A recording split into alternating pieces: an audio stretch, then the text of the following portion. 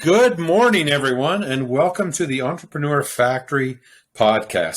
You have both myself, James Carroll, and Boyd in the house, representing, of course, BP Media and E2 Total Solutions. We are here specifically to help new businesses.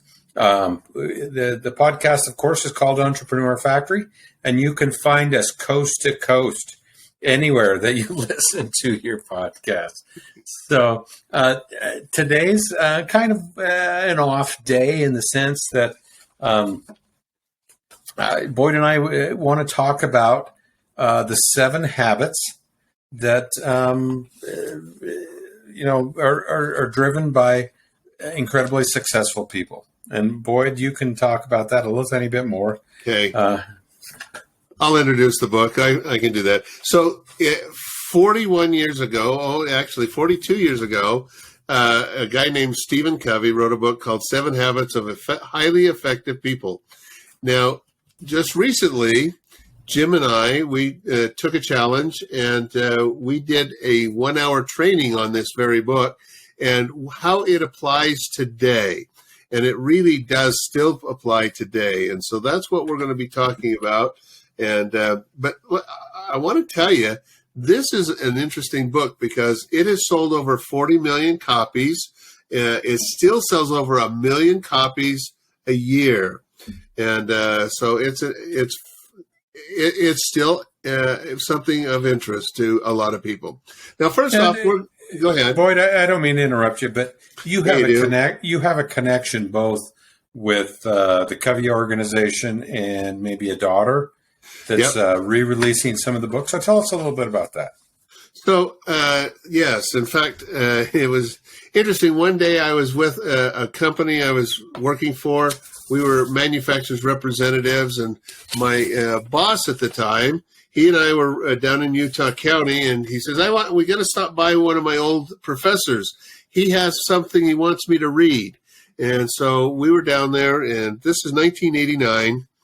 And we stopped at his office, and when you walk into this office, has books everywhere, all around, everywhere you can, on window ledges, and he's got bookcases, and he's got a couple of tables that have books on it.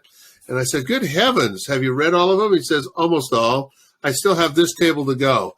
And it had a table with about 25 books on it. And it must have been over 1,000 books. So anyway, I'm talking to the guy, and all of a sudden it dawns on me who this person is. It's Stephen Covey.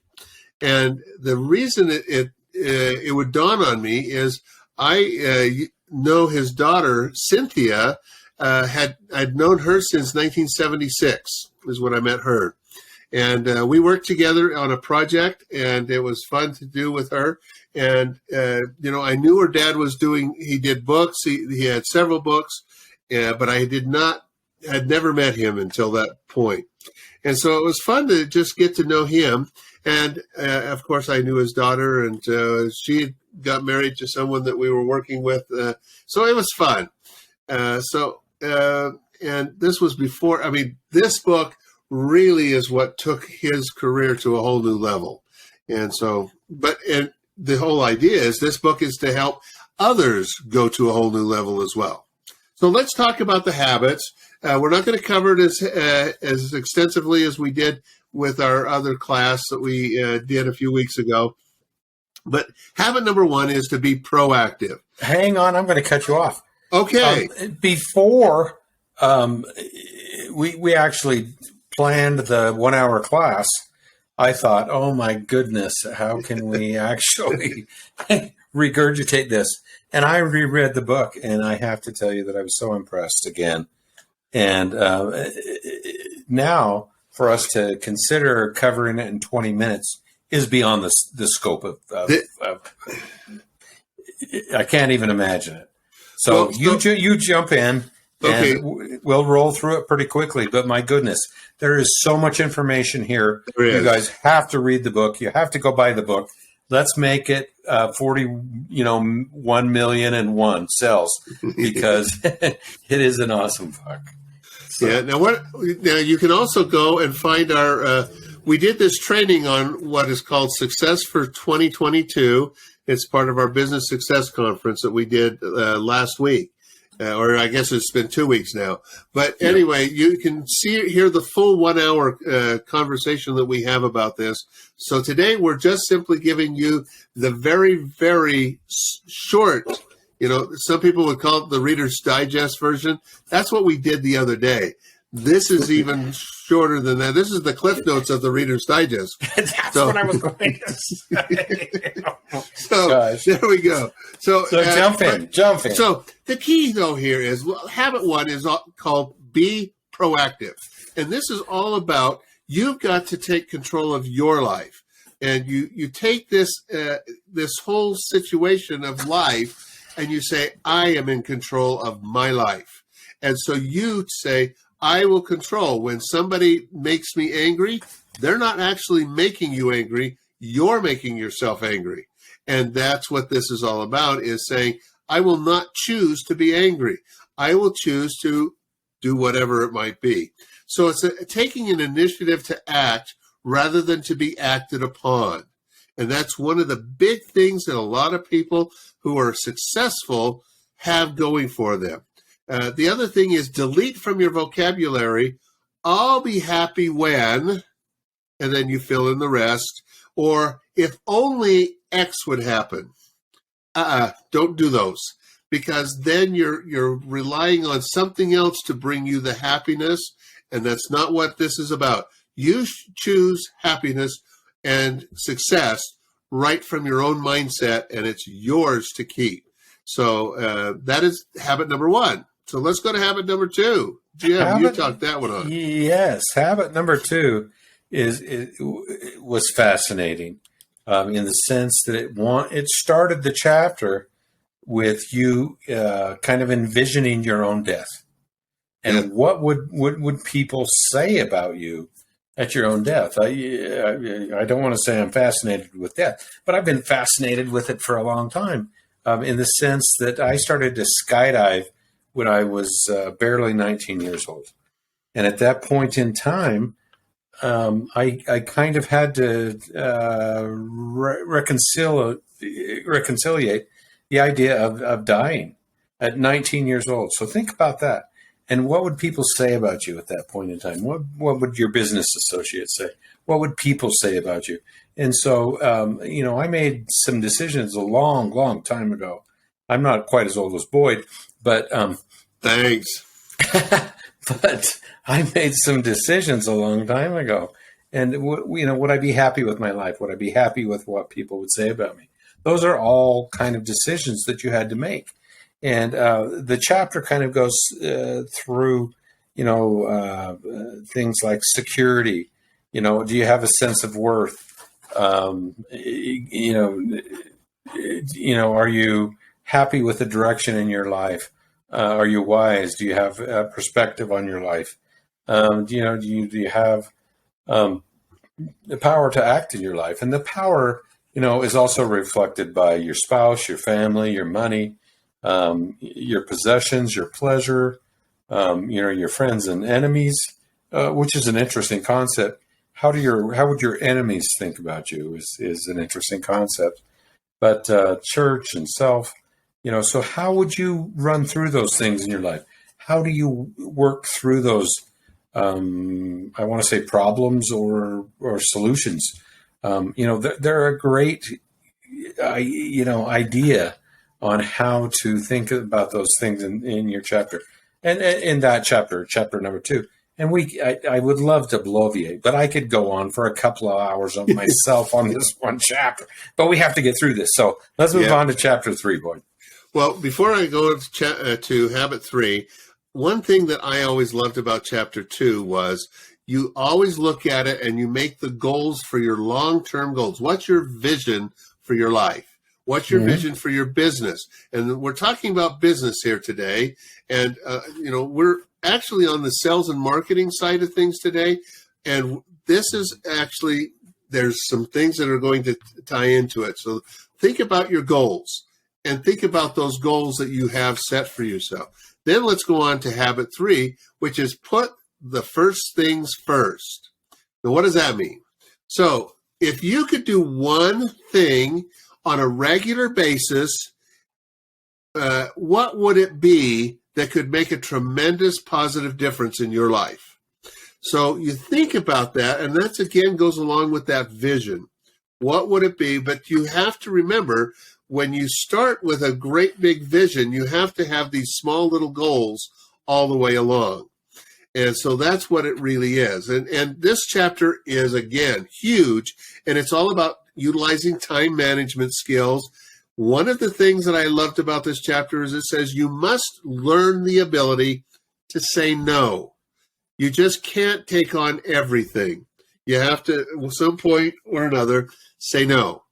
Okay, so that's one of the things. Then he talked about management versus leadership, and there is a difference between it. Management is more managing things, where leadership is leading people.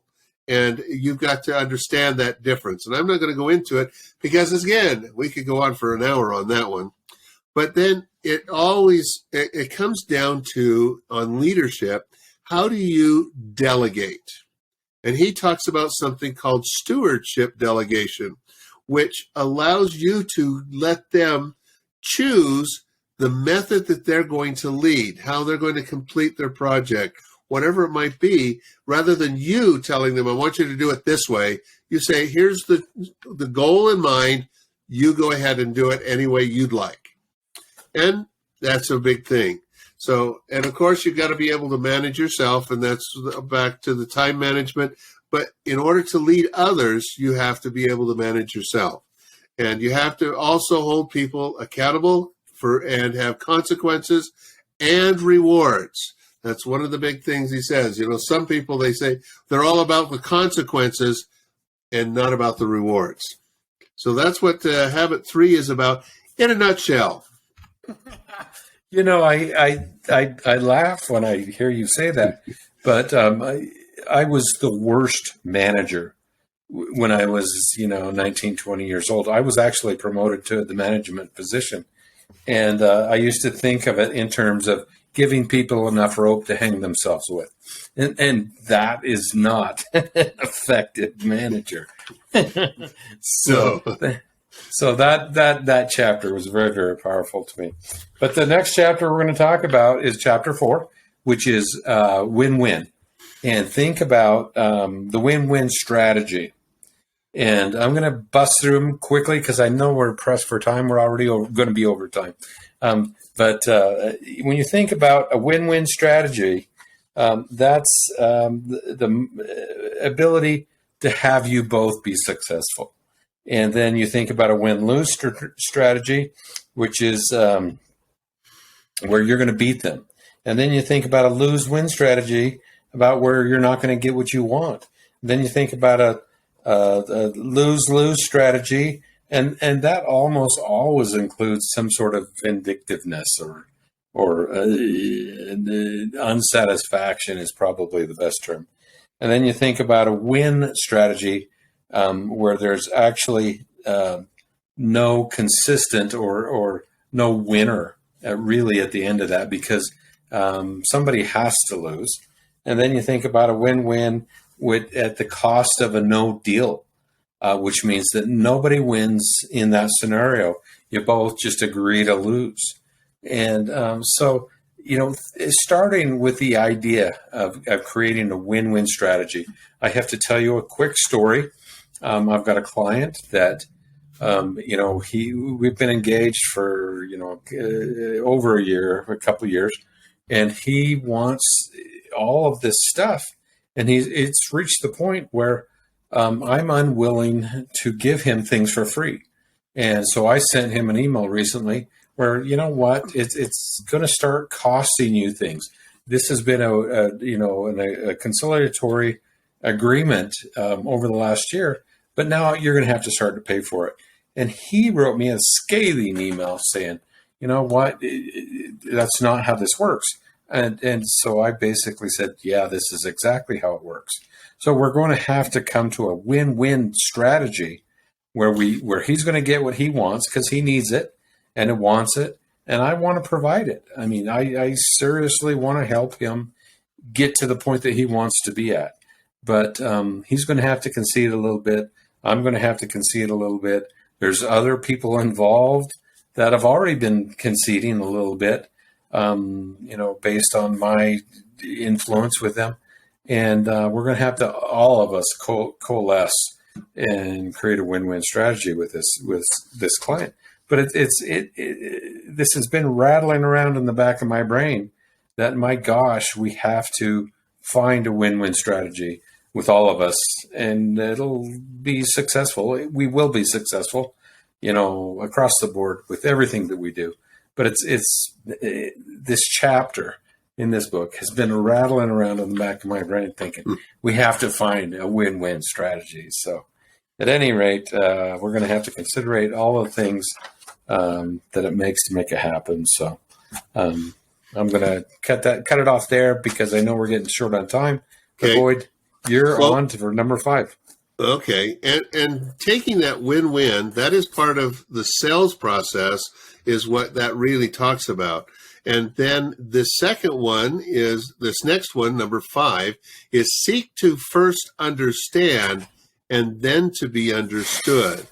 We're going to talk about that seek to first understand first, of course, because you've got to be able to understand that it's more important for you to completely understand what their problem is, what it is that they're trying to solve, what you can, and then once you figured that out, then it's all about, yes, I can show you, and then you show them.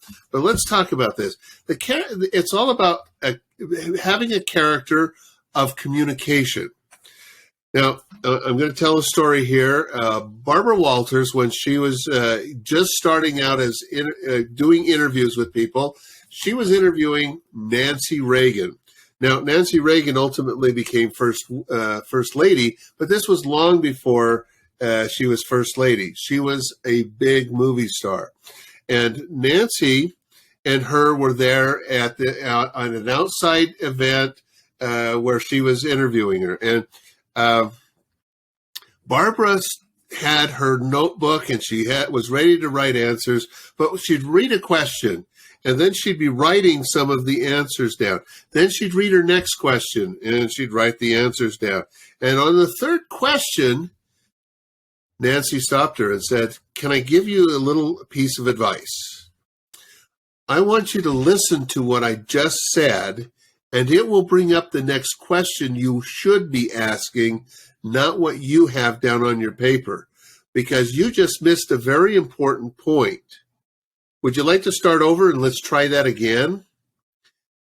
Barbara Walters became one of the best interviewers ever because she learned how to listen and listen to what their answer was. And she wasn't trying to figure out what the next question should be. She listened to the answer, and the question always came to her after the comment was made.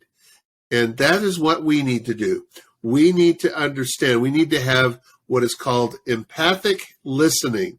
That is an intent to understand what they are trying to tell you. If you don't, you're going to miss what they're really saying. Now, here's one of the other things that most people miss.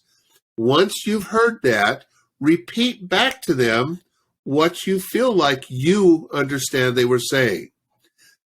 People love this because if they'll know that you do understand it if you get it, and if you've missed something, they'll be able to help you understand it. In the sales process, this is extremely important. So now one of the other things that I love in this chapter is he has a thing that he calls diagnose before you prescribe.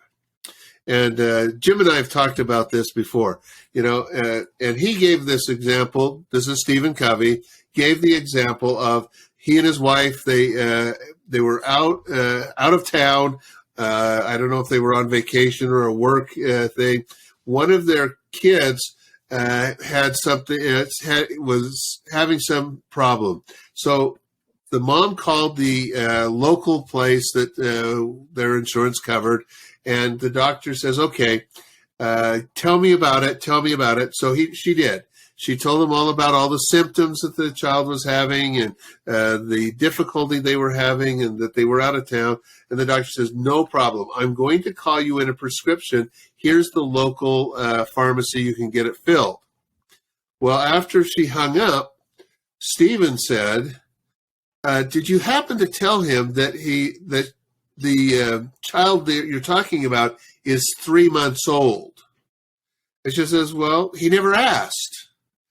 And he says, well, wait a minute. This is important. I mean, what if that's the wrong medicine for a 3-month-old and it is the right one for somebody 6 and above? And she says, well, fine. You call him back and you explain that. So he did.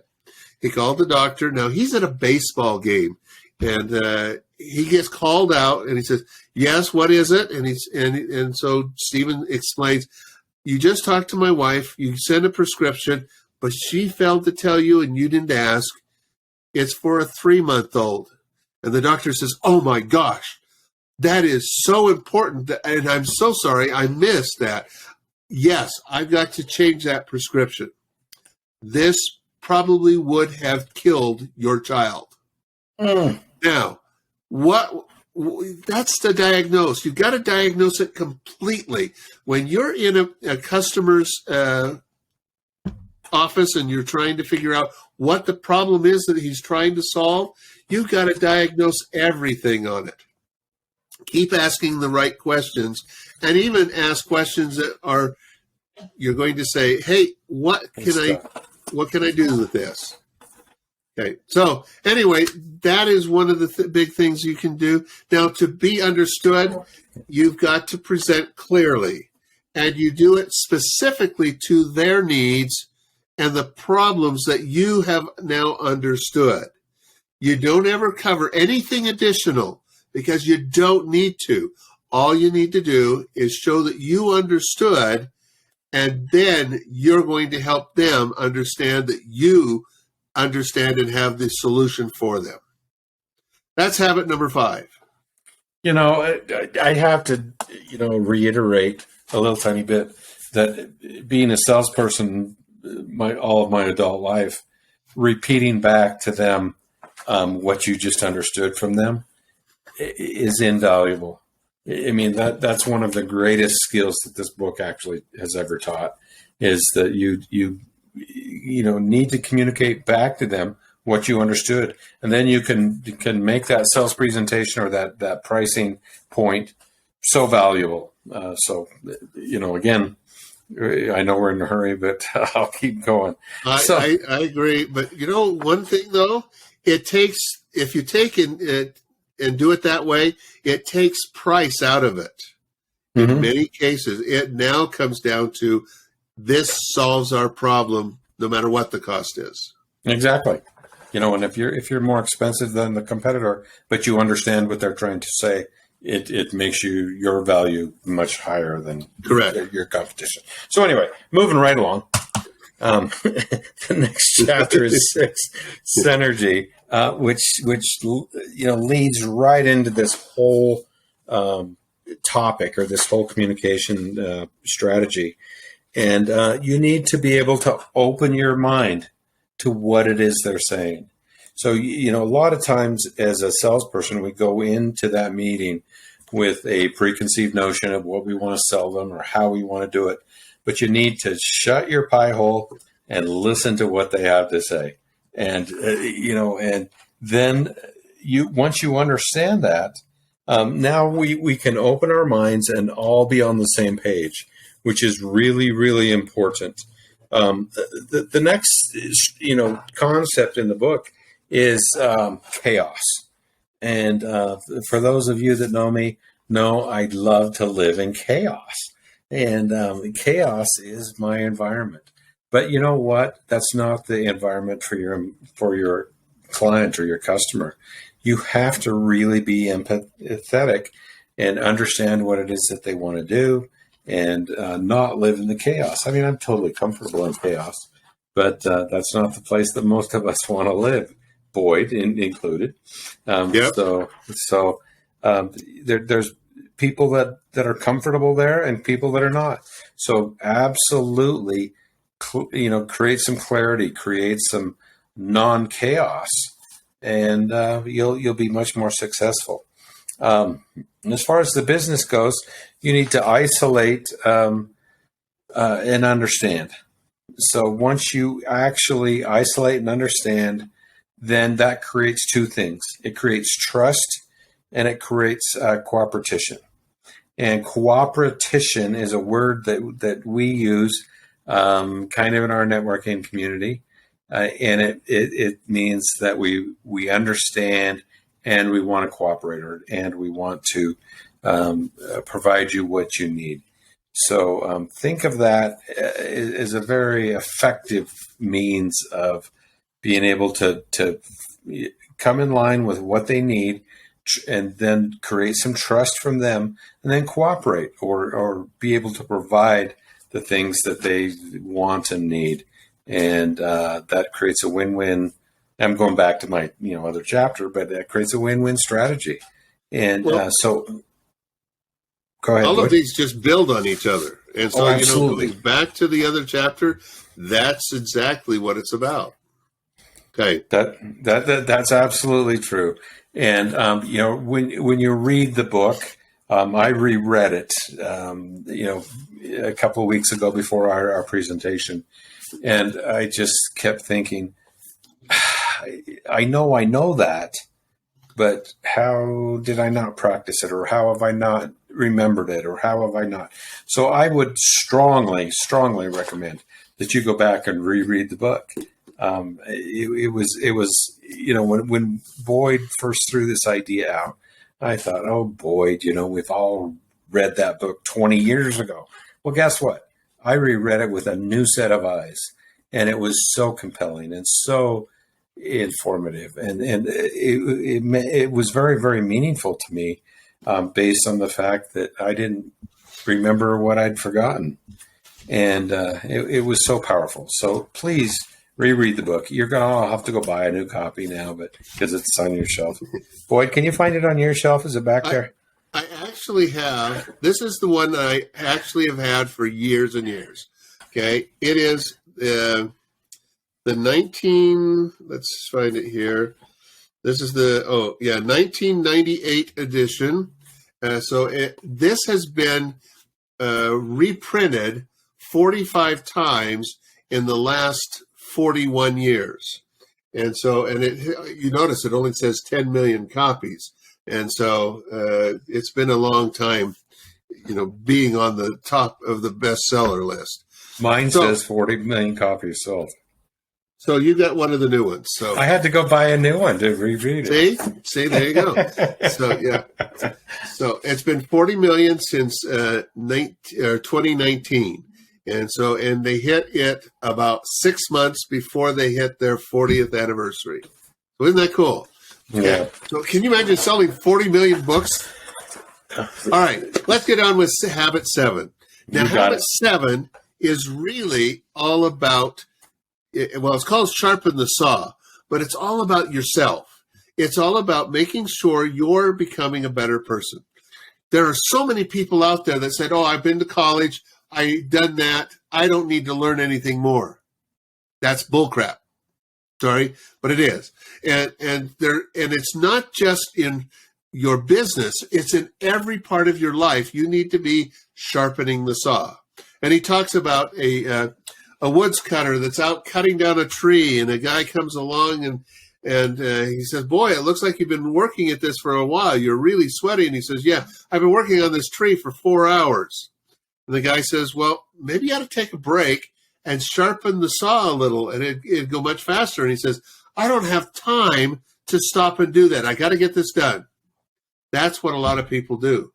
They don't take the time to learn how to do it better, do it smarter, or sharpen the saw so it'll go smoother.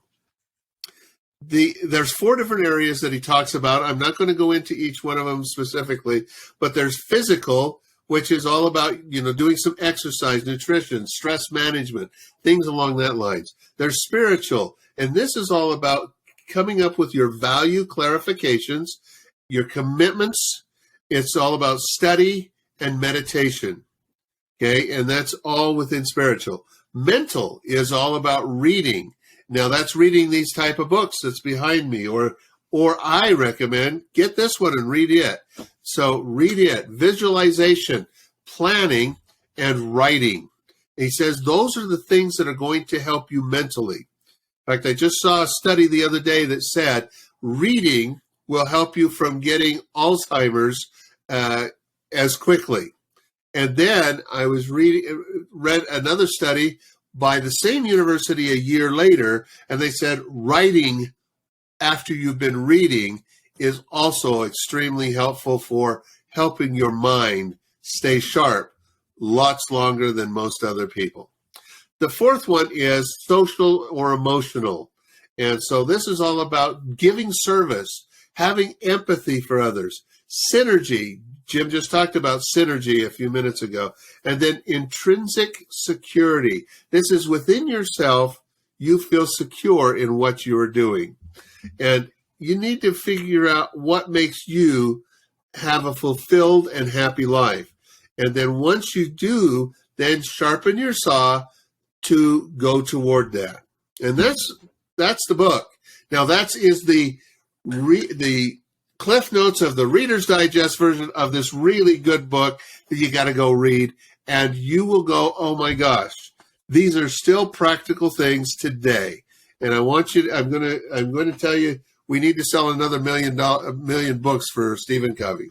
So Boyd, I kind of sometimes get stopped in my brain with things that you bring up. And I've been fascinated with the fact that you said bullcrap. Yeah, what about it? I didn't hear anything past that. I mean, I just got stopped at the bullcrap. I see. I'm just kidding. But, the thing that's important about this book is that it is, 40 years old, is that it has sold 40 million copies, is that it is so valuable today as the day it was written. And, Boyd mentioned it, and I kind of referred back to it. Every chapter builds on the chapter before, and then you can refer back to that previous chapter. It is so important in your personal life, in your business life, in all parts of the aspects of all of our lives. So I strongly recommend that you, if it's been a few years since you read it, reread it. It is so fabulous. And I got so much more out of it this time again, because where you're at now is so you've advanced, and this gives you more things to think about and say, now I understand what he's saying. Oh, I need to be thinking more about this. Or, oh my gosh, I knew I needed to be doing this. This is a good thing for me to do. So anyway, today, thank you for being here with us at the Entrepreneur Factory podcast. While this is about sales, this particular book is all about leadership, sales, all parts of your life. And that's what we wanted to have for you today. And so come visit us 3 times a week. Monday, Wednesday, and Friday at Entrepreneur Podcast. We are now nationwide, and you can hear us wherever you catch your podcast. Jim, we've been nationwide since the first one we. Oh my gosh! Yeah, so I guess I better tell you that. So it's not just broadcast, on a low. Okay, go find us wherever you listen to your podcast. Entrepreneur Factory. Have a great week. Thank you. Thanks, everyone.